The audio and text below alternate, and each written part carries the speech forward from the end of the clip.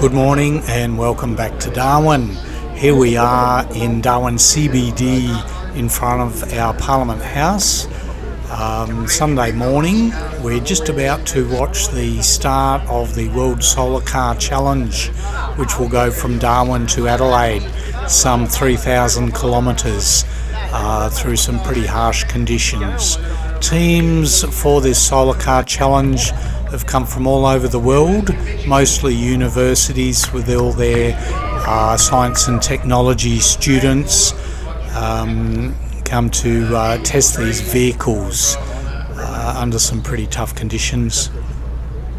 This event has been running since 1987. It's when they did the inaugural trip from Darwin to Adelaide. So that would normally happen every 2 years, but 2019 was the last one. Of course, we had the interruption with COVID. So we have got approximately 43 teams from all over the place. This year, about 1,500 students and support staff. They're going to have a hot trip. Okay, so this is the start. Today is the start of the actual race. It is timed. There will be a winner with various vehicles that we're looking at right now. There is also a cruiser class which can hold 2, 3, sometimes 4 people. But the one we're looking at right now, I think it's just for maximum speed to get there in the shortest time. Okay, there's a nice cruiser class vehicle there. So we're just going to look at a few of these vehicles as they come by through the Darwin City area on their way, and shortly I'll show you some footage of the testing out at Hidden Valley Racetrack yesterday, where they try to determine who will leave first.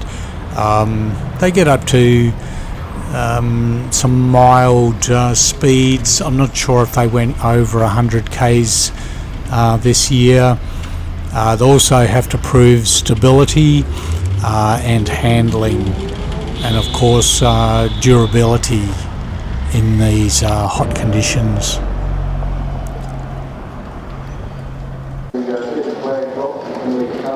Alright, so here's a couple of vehicles undergoing their speed tests. They will do one lap of Hidden Valley Racetrack. This is where we have the V8 supercars each year, and that's why there's a great permanent pit system set up that is available for them to use.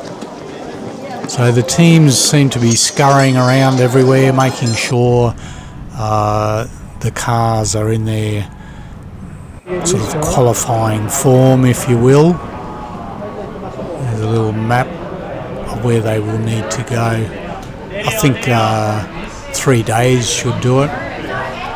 Nice looking cruiser class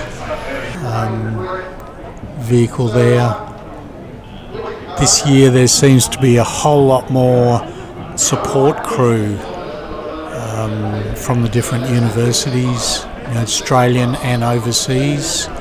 So I would assume there's been a lot of advances in the technology and the speed of the vehicle since 1987.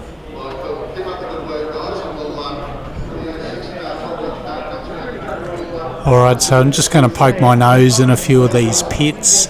I was lucky enough to sneak in here. I haven't been kicked out yet, so let's see if we can get a few close-up shots here.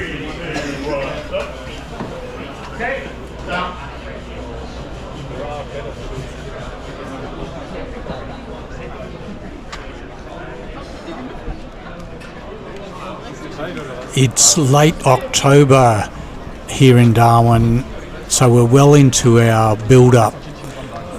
It's quite a struggle for a lot of these teams. They have come from Europe to be here. It's tough enough for anyone who lives here to deal with these conditions, but a lot of these drivers are sitting in these cars for about an hour or so. It is very hot. They've got no airflow, definitely no air conditioning, so a lot of them are struggling. When they participate in the race, I understand there's about 3 rotating drivers, so they'll need to keep well hydrated and take regular breaks because it's extremely hot. In these vessels, once they close that lid, there's not a lot of airflow getting through to them. So heat stroke and dehydration is something they have to deal with.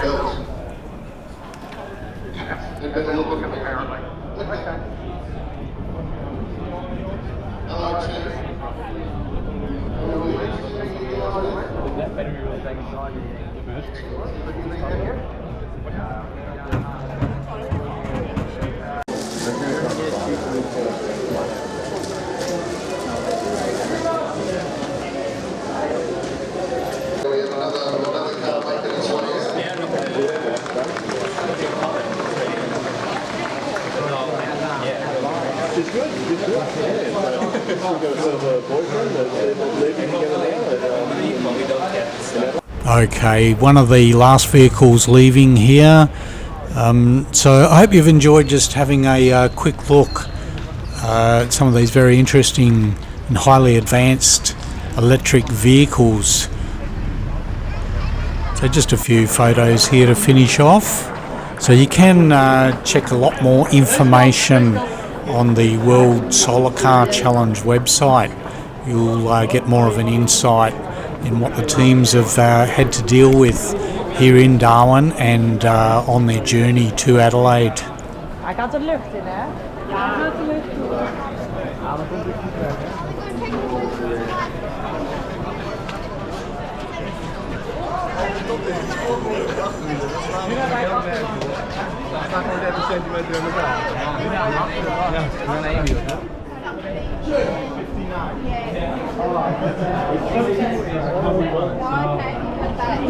We got that.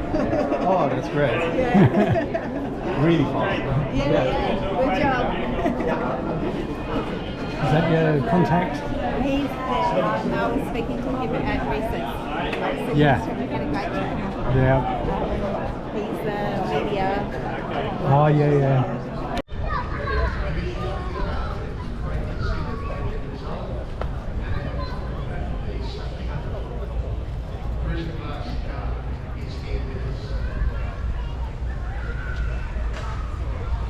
You can see from there.